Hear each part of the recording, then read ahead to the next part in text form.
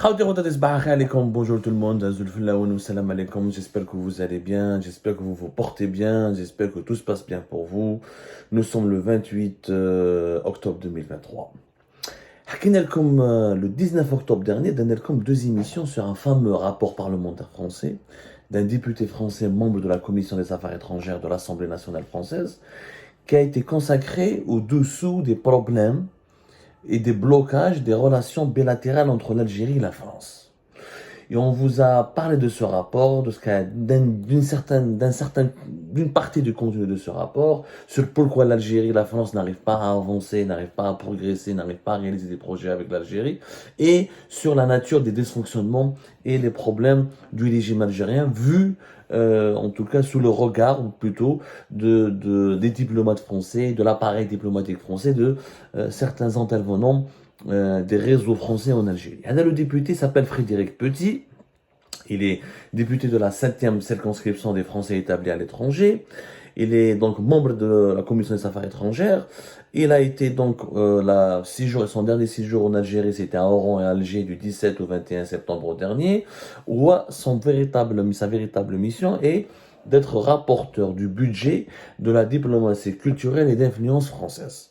Rapporteur de budget de la diplomatie culturelle et d'influence française. Je un rapporteur de budget, c'est-à-dire que il doit faire un rapport pour dire voilà ce que dépense la France en Algérie pour veiller sur son bonne image, pour sa langue, promouvoir sa langue, sa culture, pour ses échanges stratégiques ou son coopération culturelle, scientifique et diplomatique avec l'Algérie. Et voilà ce que la France récolte à travers toutes ces dépenses-là. Le rapport de 72 pages, 72, 75 pages, a fait beaucoup parler de lui en France.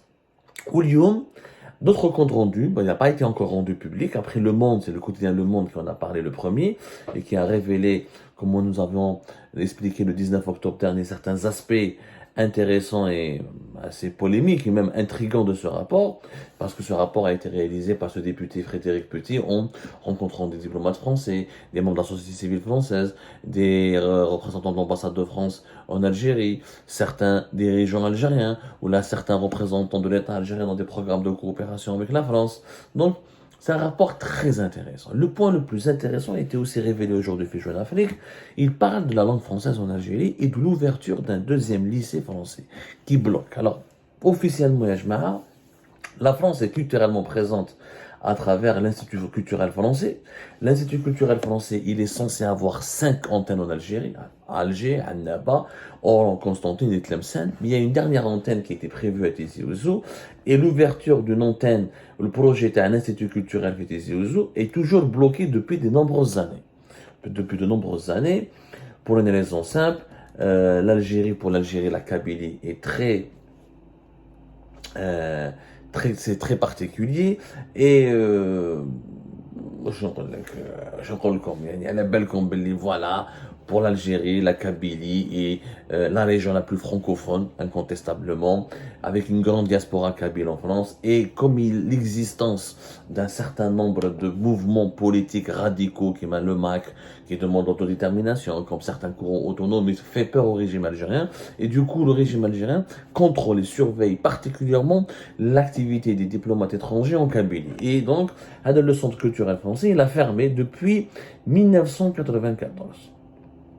1994, il n'a pas pu rouvrir ses portes, où la présence, malgré le pressing, le lobbying de la France en Algérie, ça n'a pas été possible. Mais notre sujet le plus compliqué sur le plan culturel et éducatif entre l'Algérie et la France, c'est l'ouverture d'un deuxième lycée. Alors, je m'explique. En Algérie, il y a le fameux lycée Alexandre Dumas.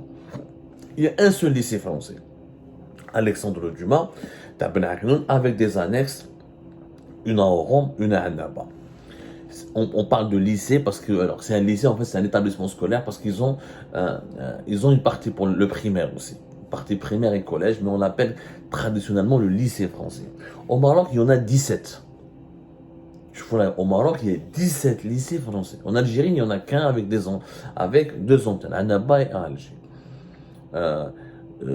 Officiellement, la déclaration d'Alger qui a été signée en août 2022 entre Emmanuel Macron et Abdelmadjid Tebboune à la fin de la visite de Emmanuel Macron en Algérie du 25 au 27 août 2022. Ça s'appelle la déclaration d'Alger pour un partenariat renouvelé. C'était c'est la troisième déclaration de coopération, de partenariat stratégique entre les deux États depuis celle de 2003 qui a été signée par Chirac et Bouteflika. Ensuite 2012, celle de Bouteflika avec François Hollande. Ou en 2022, il y a une déclaration d'Alger pour un partenariat renouvelé. Bon. L'un des points de cette déclaration, c'est que la France et l'Algérie se sont engagés à faciliter l'ouverture de nouveaux établissements scolaires.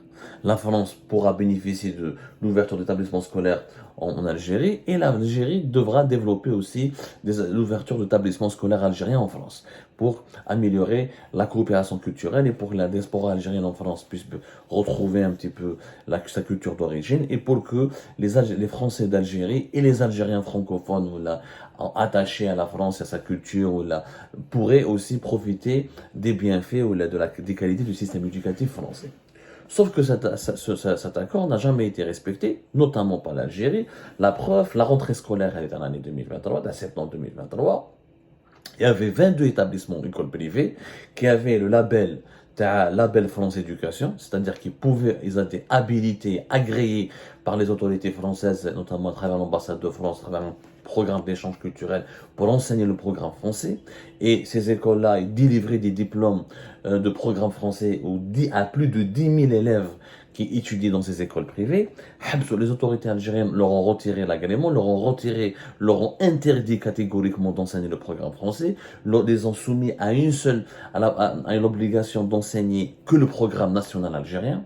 Les 22 écoles, ils avaient l'agrément, ils étaient habilités par les autorités françaises à enseigner le programme français. Il y a une dizaine d'autres écoles privées, notamment à Alger, qui enseignaient le programme français sans avoir ce label, mais qui permettaient à des élèves algériens d'avoir un double programme, français et algérien. Moi je dirais, ils sont pratiquement entre 20 000 et plus de 20 000. 20 000 dans ce cas-là. Le programme français, il n'y a qu'un seul programme qui est le programme algérien. Donc là, l'Algérie viole une disposition qui a été signée dans la déclaration d'Alger. Elle ne veut pas du français, elle ne veut pas du programme français dans les écoles privées qui ont été labellisées par les autorités françaises. Dans ça, premier, j'ai chauffé les problèmes, parce que tu tout à l'heure, tu veut venir en France, alors qu'il y a beaucoup de désaccords. C'est-à-dire que les dirigeants algériens ont besoin de la France, ont besoin de venir en France, parce que vous l'avez compris, pour des raisons politiques et géostratégiques, la France est la seule porte de l'Occident pour le régime algérien. Je rappelle qu'Abdelmajid Tebboune n'a été dans aucune grande capitale occidentale, à l'exception de Rome en mai 2022 et de Lisbonne en mai 2023, il n'a pu aller nulle part. D'ailleurs, il devait aller à Rome bientôt, parce qu'il y a un forum méditerranéen qui devait se dérouler à Rome qui a été annulé. Visiblement à cause de l'actualité autour de Gaza et de la Palestine. On reviendra sur ce sujet plus tard. Donc, Paris, c'est la seule porte de l'Occident pour le régime algérien. À l'époque de Bouteflika, c'était différent. Bouteflika, il a pu aller à Washington lorsqu'il a débuté son mandat. Il a pu aller dialoguer, avoir de bonnes relations avec Berlin, Londres, l'Espagne, Madrid, etc. Et d'autres. Tebboune ne s'entend avec aucun pays occidental. Problème avec l'Espagne, relations superficielles avec l'Allemagne, superficielles avec l'Angleterre. Il n'y a qu'avec l'Italie où les relations se sont plus ou moins réchauffées, mais uniquement sur le plan économique. Avec les États-Unis, une grande méfiance.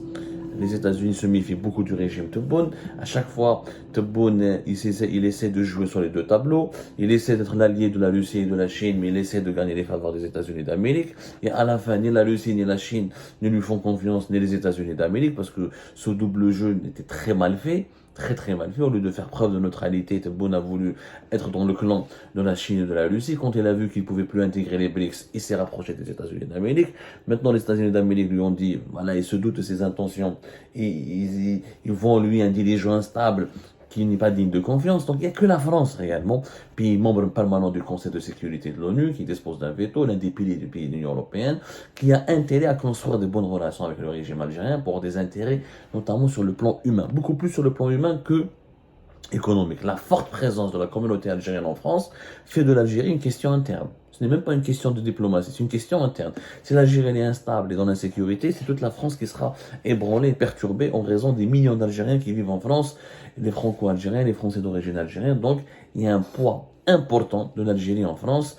Du coup, les Français, les autorités, chaque président français a intérêt à avoir de bonnes relations, à bien gérer le dossier algérien, qui est un dossier très sensible en France. Donc, Tebboune veut faire des choses avec la France. La France, Macron veut faire des choses avec l'Algérie, mais sur le terrain, le système algérien continue de bloquer les intérêts français. Il continue d'appliquer, de gérer la France, c'est-à-dire il veut que la France le soutienne et qu'elle porte sa voix dans le monde et que la France soit l'un des partenaires stratégiques de l'Algérie, l'un des soutiens de l'Algérie en Occident et sa porte principale en Occident.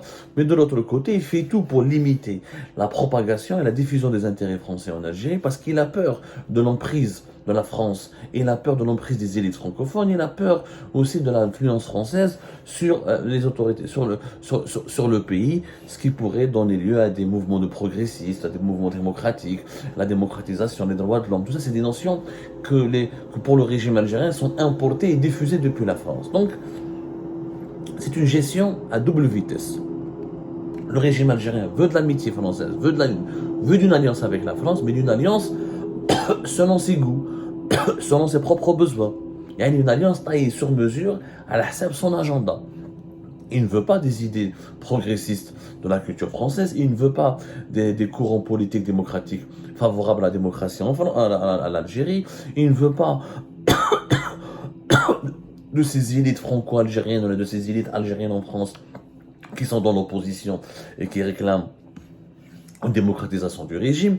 Il ne veut pas que la francophonie explose ou là se propage beaucoup en Algérie, parce que, après, il ne pourra plus contrôler les esprits, il ne pourra plus contrôler le pays.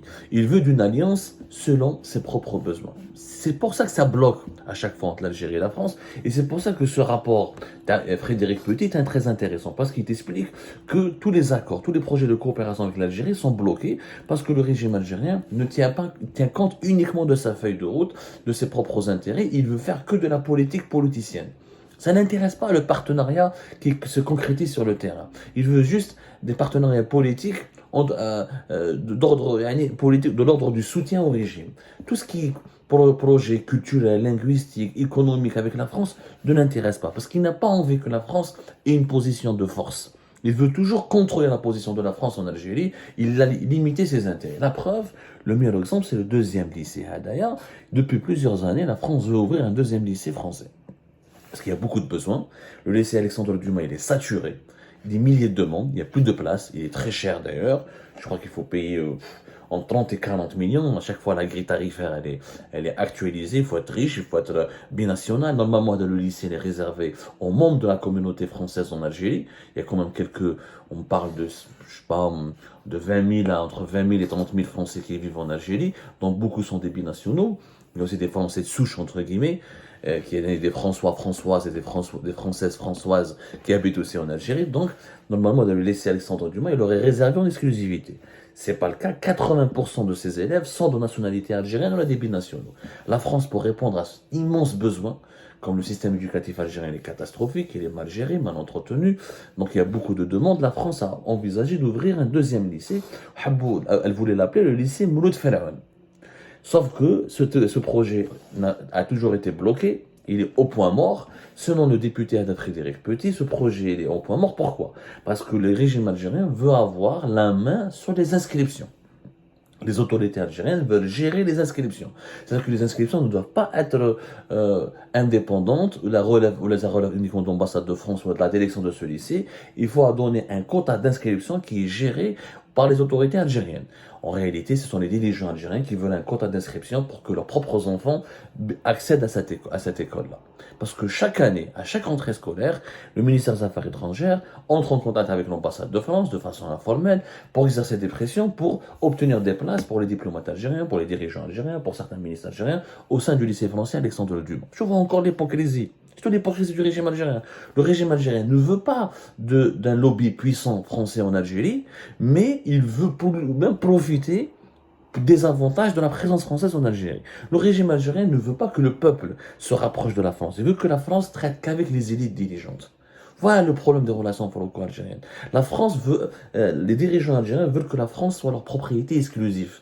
Il y a un lycée français, un deuxième lycée, il n'y a pas de problème, à condition que la majorité des places reviennent à nos enfants. Et la France a refusé ce deal et du coup, ce lycée est bloqué. Ce bloc. Alors qu'il y a une immense demande, la preuve. Au moins 10 000 élèves algériens dans les écoles algériennes privées agréées qui ont le label français. D'autres 10 000 autres dans des écoles qui n'ont pas le label français mais qui font double programme. Toutes les demandes, toutes les places, toute la saturation, les immenses demandes autour d'Alexandre Dumas. Donc, on est en train de bloquer un projet éducatif et culturel important qui est fait pour la réussite. Il ne peut que réussir. Hein. L'Algérie, il y a de la place. S'il y a 17 lycées français au Maroc, il y a de la place pour au moins 20 lycées français en Algérie. Tellement il y a de la demande, tellement il y a de tellement le programme français en Algérie, il est recherché, il est prisé, il est bien réputé, et beaucoup d'enfants d'élite algérienne, de commerçants, d'hommes d'affaires, la classe moyenne voudraient bien que ces enfants étudient ou intègrent le système éducatif français. Mais ça bloque, ça bloque parce que les dirigeants algériens veulent que la France ne traite qu'avec eux, que les privilèges de la présence française ne profitent qu'à eux, à leur famille, et que la France ses intérêts soient contrôlés et limités dans un cadre précis délimité par l'agenda du régime algérien. Et pour ça que ça bloque. Le lycée Mouloud Fenn incarne, le projet d'un nouveau lycée français en Algérie incarne à lui seul les contradictions, les hypocrisies, les schizophrénies des dirigeants algériens à l'écart de la France.